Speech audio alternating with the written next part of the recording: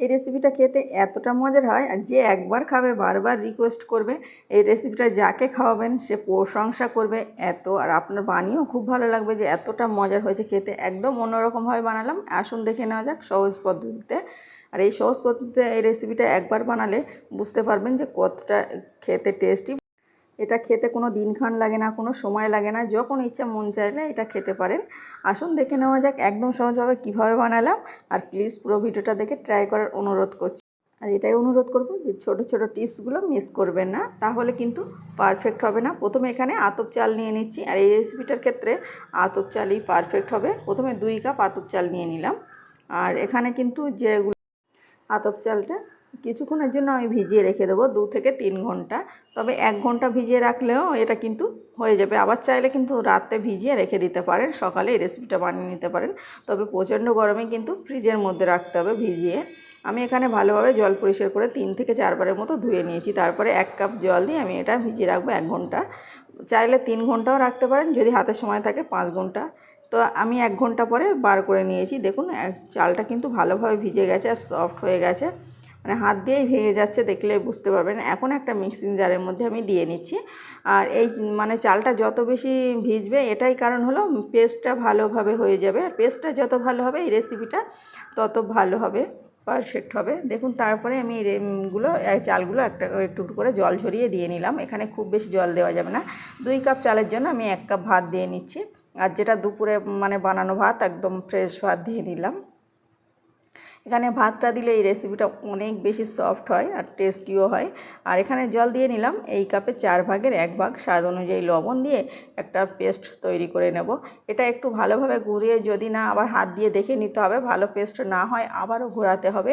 তো দেখুন ভালোভাবে ঘুরিয়ে আমি 4 থেকে 5 বার ঘুরিয়ে মানে একটা এমন ব্যাটার তৈরি করে নিয়েছি। ব্যাটারটা একটু ঘন করে তৈরি করে নিতে হবে। একটা মিক্সিং জারের মধ্যে আমি এটা ঢেলে নিলাম, আর নিয়ে এটা একটু নাড়িয়ে চাড়িয়ে আমি দেখাচ্ছি। এটা ভালোভাবে আবার একটু ফেটে নিচ্ছি। এখানে হাফ কাপ চিনি দিয়ে নিলাম, আর চিনিটা গুঁড়ো করা চিনি দিয়ে নিয়েছি। আস্ত চিনি চাইলে দিলে তাহলে সেটা চালের সঙ্গে দিয়ে নিতে পারেন। আর আমি এখানে হাফ কাপ চিনি দিয়েছি। মিষ্টিটা একটু কম কম রাখবো। এই রেসিপিটা তরকারির সঙ্গেও খেতে ভালো লাগে, আবার এমনি শুধু খেতেও ভালো লাগে। ওই জন্য হালকা মিষ্টি মিষ্টি বানালে খেতে অনেক বেশি ব্যালেন্সটা ঠিকঠাক হয়। ওই জন্য আমি হাফ কাপ চিনি দিয়ে নিলাম। আর এখানে দিয়ে আবার ভালোভাবে চিনিটা একটু ঘুরিয়ে নিচ্ছি। ভালোভাবে ঘুরিয়ে নিলে, চিনিটা যেহেতু পেস্ট করা চিনি দিয়েছি তো ওটা গুলতে সময় লাগবে না, একটু ঘুরিয়ে নিলেই হয়ে যাবে। ব্যাটারের ঘনত্বটা একদম দেখলেই বুঝতে পারবেন। আমি দেখাচ্ছি যে কেমন ব্যাটার তৈরি করে নিতে হবে। দেখুন একটু ঘন টাইপের ব্যাটার। আর আমি এখানে দাগ কেটে দেখালেই বুঝতে পারবেন যে কেমন হয়েছে। আর হাতে দিয়ে দেখবেন অবশ্যই যে ব্যাটারটা হাতে দানা দানা বাজছে কিনা। একদমই দানা দানা বাজছে না তাহলে কিন্তু পারফেক্ট হবে, আর না হলে কিন্তু খেতে ভালো হবে না। পেস্টটা যত বেশি ভালো হবে তত এই রেসিপিটা নরম তুলতুলে হবে। আর না হলে পেস্টটা ভালো কম হলে তাহলে শক্ত হয়ে যাবে। তো আমি ভালোভাবে সেই হিসাবে পেস্ট করে নিলাম। আর এখানে ভালোভাবে গুলিয়ে নিয়ে, আর এদিকে কড়াইতে তেল বসিয়ে দিয়েছিলাম। তেলটা পরিমাণ মতো গরম হয়ে গেছে, একটা দিয়ে আমি দেখে নিচ্ছি। দেওয়ার সঙ্গে সঙ্গে দেখুন ফুলে উঠছে। আর ফুলে উঠছে মানে আমার ব্যাটারটা পারফেক্ট ফেটানোও হয়েছে। আমি এভাবে কিছুটা দিয়ে নিচ্ছি। আর আজকে একটু অনুরোধ করব, যদি প্লিজ আমার আজকের রেসিপিতে কোনো নতুন বন্ধু থেকে থাকেন, অবশ্যই চ্যানেলটাকে সাবস্ক্রাইব করে পাশের অল অপশানটা ক্লিক করার অনুরোধ করছি। তাহলে সবার আগে সহজ সহজ আর মজার রেসিপির নোটিফিকেশান আপনার কাছে পৌঁছে যাবে, যখন ইচ্ছা দেখে নিতে পারেন। একটু সময় নিয়ে কিন্তু এটা ভেজে নিতে হবে, মানে তেলের ওপরে রেখে দিতে হবে। আর মিডিয়াম টু লোয়ে রেখে দিতে হবে গ্যাসটা, না হলে কিন্তু এটা কালার এসে যাবে। আর চাইছি না এই রেসিপিতে কালার আনতে, ওই জন্য দেখুন। আর আমি ছিঁড়ে দেখালেই বুঝতে পারবেন যে ভিতর থেকে কতটা পারফেক্ট হয়েছে। একদম ভিতরে কোনো নরম বা হয়নি এমন কোনো ব্যাপার নেই। একটু সময় নিয়ে আমি 2 থেকে 3টে দেখালাম। প্রতিটা কিন্তু এই রেসিপিটা প্রতিটা ফুলবে দেখুন। আর দেখতে অনেক, আবার আপনারা চাইলে কিন্তু একটু চিনিটা আরও একটু বাড়িয়ে দিয়েও এটা ভেজে নিতে পারেন, তাহলে এটার সঙ্গে কোনো কিছুই লাগবে না, জাস্ট শুধু খেয়ে নিতে পারবেন। আর এটা কিন্তু তেল দিয়ে মানে চিনিটা কম রেখেছি যেহেতু, এটা কোনো সবজি বা তরকারির সঙ্গেও খেতে দারুণ লাগবে। তারপরে আমি দেখুন প্রতিটা কিন্তু দেওয়ার সঙ্গে সঙ্গে ফুলে যাচ্ছে। আর তেলটা পুরো খুব গরম না, মিডিয়াম টু লো রেখে, মানে যেমন গরম, বেশি গরম থাকলে আবারও বলছি কালার হয়ে যাবে। তাহলে আর চাইলে কালার করে খুব বেশি দেখাইনি, এখানে 4 থেকে 5টা দেখিয়ে নিলাম যে কেমনভাবে ফুলছে। আর প্রতিটা নাস্তায় কিন্তু পারফেক্ট ফুলবে, আর ফুললে নরম তুলতুলে হবে। নরম তুলতুলে এটা ছিঁড়লে দেখলে ছিঁড়ে দেখাবো, দেখলে বুঝতে পারবেন যে কতটা নরম তুলতুলে হয়েছে।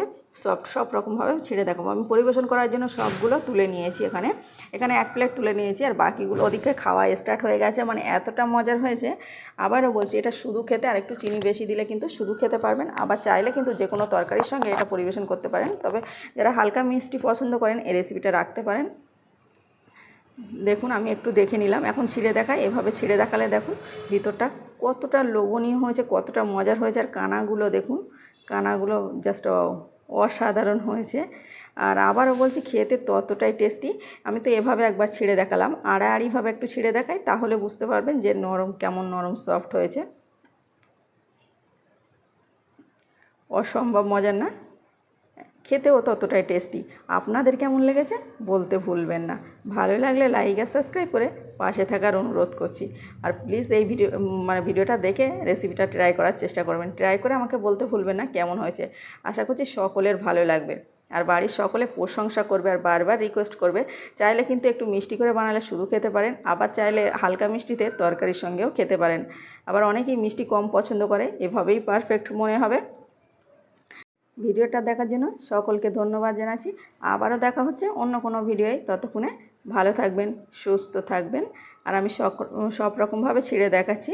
আর অবশ্যই ট্রাই করে বাড়িতে তারপরে আমাকে কমেন্টে জানাবেন কেমন হয়েছে, আর বাড়ির সকলে কতটা প্রশংসা করেছে। আর প্লিজ লাইক করে সাপোর্ট দিবেন, তাহলে আপনাদের একটা লাইক কিন্তু আমাদের নতুন নতুন ভিডিও বানাতে অনেক মোটিভেট করে।